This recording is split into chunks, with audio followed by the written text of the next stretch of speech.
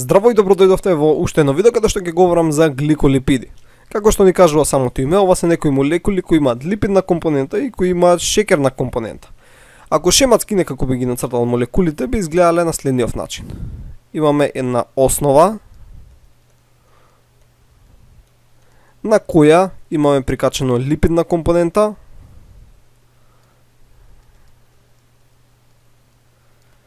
така, и имаме прикачено шекерна компонента.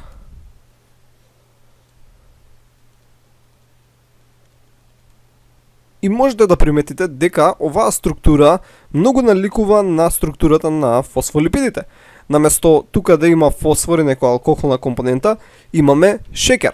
Така што шекерот се однесува како поларната глава кај фосфолипидите, додека масните киселини, односно липидната компонента, се однесува како неполарниот дел од молекулата, односно хидрофобниот дел. Можеме шематски вака тоа да го представиме. Значи имаме поларната, односно хидрофилната глава, имаме овдека вака основата и ги имаме липидните опашки кои всушност се хидрофобни. Така, ќе прележим уште едно. Значи ова е хидрофилно, ова е хидрофобно. Во ред, така што во воден раствор завземаат структури исти како фосфолипидите, значи може да градат односно гликолипидни двослои или пак мицели. Но најчесто ги сретнуваме инкорпорирани заедно со фосфолипидите во структурата на клеточните мембрани. Иако најголем дел од клеточна мембрана се всушност фосфолипиди, измеѓу има некои вметнати гликолипиди. Така што гликолипидиве, како и фосфолипидите, можеме да речеме дека имаат структурна улога. Но за разлика од фосфолипидите, гликолипидите може да се однесуваат и како антигени, односно се препознаени од страна на имуниот систем. Поточно шекерната компонента е таа која е препознаена. Значи, ако шекерот се однесува како антиген, ќе бележиме дека со црвена боја, ако гликолипидот е дел од нашите клетки, во тој случај тоа би било селф антиген. Во ред? Односно, освен структурната улога, гликолипидите имаат и улога во меѓуклеточна комуникација, меѓуклеточно препознавање. Некои гликолипиди му помагаат на имуниот систем да постави напад, односно помагаат да одредени имуни клетки стигнат таму каде што треба да бидат, односно помагаат во процесот на воспаление. Океј, во однос на поделбата на гликолипидите, ги делиме главно спрема тоа која молекула ја имаат за основа. Значи, како основа, гликолипидите можат да имаат глицерол или пак свингозин. Така што како основа, ако имаат глицерол, во тој случај се глицерогликолипиди, ако имаат свингозин, во тој случај се свингогликолипиди или пак гликосвинголипиди. Значи или ќе биде глико прво или ќе биде свинго прво. Значи еве вака ги запишав за да не ги памтите. Сега почесто се употребува ова гликосвинголипиди, иако мене ова ми има многу повеќе логика, бидејќи претходно кога зборевме за фосфолипиди, имавме свингофосфолипиди. Така што сега имаме свингогликолипиди. Но како сакате, можете да го користите кое било. Глицерогликолипидите не се некој си многу големо значење во однос на биохемија, така што нема нешто да збориме многу за нив, може само ќе видиме структурата, а повеќе ќе се држиме на свингогликолипидите. Но пред да продолжиме со тоа, сакам да спомнам некои други работи. Во однос на липидната компонента, всушност имаме масни киселини. Значи масни киселини.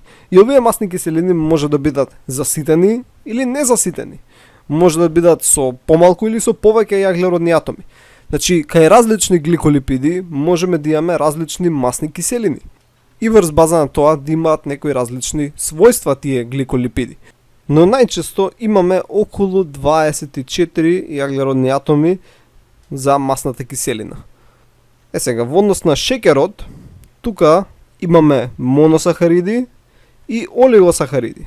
Значи, може да биде моносахарид или пак да биде олигосахарид. И при тоа може да имаме најразлични моносахариди. Кај некои гликолипиди ќе биде глукоза, кај некои ќе биде галактоза, кај некои ќе биде еден олигосахарид, кај некои ќе биде друг олигосахарид. Повторно врз база на тоа имаме различни гликолипиди. Сега сакам само да ги видиме најглавните подгрупи на свинго гликолипидите и ќе кажеме збор два за истите. Свингогликолипидите или гликосвинголипидите можеме понатаму да ги поделиме врз база на тоа која шеќерна компонента ја содржат. Главните групи се цереброзиди, сулфатиди и ганглиозиди. Некогаш се прави поделба така што цереброзидите се нарекуваат неутрални гликолипиди, додека сулфатидите и ганглиозидите се кисели гликосвинголипиди. И киселото доаѓа бидејќи имаат негативен полнеж. Кај сулфатидите ќе биде сулфур, додека кај ганглиозидите ќе биде N-ацетил неураминска киселина. Но како и да е. Првично да започнеме вака. Ова беше основната структура на сфигнозин. Така, кога ќе го додадевме и ова, всушност беше церамид. Така што ова овде е церамид. Сега, тука можеме да додадеме молекула, ова е моносахарид, ова тука е галактоза. Така што оваа овдека молекула, всушност, ова дека целово, е галактозил церамид. И всушност припаѓа во групата на цереброзиди. Значи, овие се некои гликосвинголипиди или свингогликолипиди кои што прв пат биле пронајдени во мозокот, поточно во големиот мозок, односно церебрум, затоа се цереброзиди. Ки има и во други ткива, значи бубрези, бели дробови, тимус и така натаму, но името останало. Значи некои цереброзиди содржат галактоза, некои содржат глукоза. Некогаш, како што спомнав, може да содржат и некои олигосахариди. Океј, тоа е главно за цереброзидите. За сулфатидите имаме всушност сулфат на една од позициите од шеќерот, најчесто третата позиција, односно третиот јаглероден атом, и тоа најчесто е кај овој галактозил церамид. Тука значи ќе дојде една група, сега ќе видите всушност како изгледа тоа. Ајде, вака сега ќе ставиме тука слика, бам. Океј, значи го имаме истото претходно што го видовте, само овде наместо ОХ групата, така, значи имаме SO3 во ред, наместо H. И ако тоа е случајот, оваа молекула е всушност сулфатид. Односно можеме да ги сметаме сулфатидите како деривати на галактозил церамидот. И за крај ги имаме ганглиозидите, кои што прв пат биле откриени во ганглиски нервни клетки, поточно на нервните краеви, и ова се нешто посложени гликосвинголипиди, односно свингогликолипиди. Како што гледаме, добро имаме церамидот, но немаме моносахаридна единица, него имаме олигосахарид. Во ред, и се карактеризираат по тоа колку N-ацетил неврамински киселини и неурамински киселини имаат прикачено, или наречени нана. Во ред, ако има една прикачено, во тој случај се бележи со субскрипт М. Значи Г стои за ганглиозидот, М ако има една нана молекула, Д ако има 2, Т ако има 3 и Q ако има 4. Значи ако има 4 вакви молекули прикачани, во тој случај дека ќе стоеше Q. И сега гледате ќе има уште едно бројче тука. Тоа зависи од тоа кои моносахаридни единици го градат олигосахаридот, односно кој олигосахарид го има. Во овој случај значи гледаме Г ганглиозид, една нана молекула, значи М, двојка бидејќи е таа молекула, нели, од табела на можни молекули.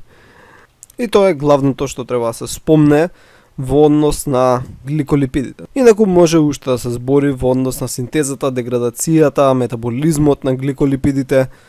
Значи овдека има нешто општо за тоа што може да се сретне каков е метаболизмот и кои заболувања може да се јават ако е нарушен тој метаболизам. Најчесто тоа се наследни заболувања каде што фали одреден ензим или не функционира правилно, така што одреден метаболички пат на овие гликолипиди е нарушен, што доведува до одредена патологија.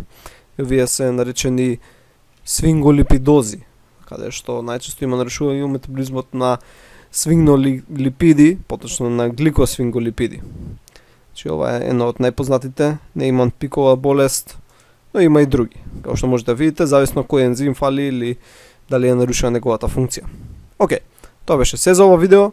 Се надам дека научивте нешто ново и ќе се видиме во следното видео.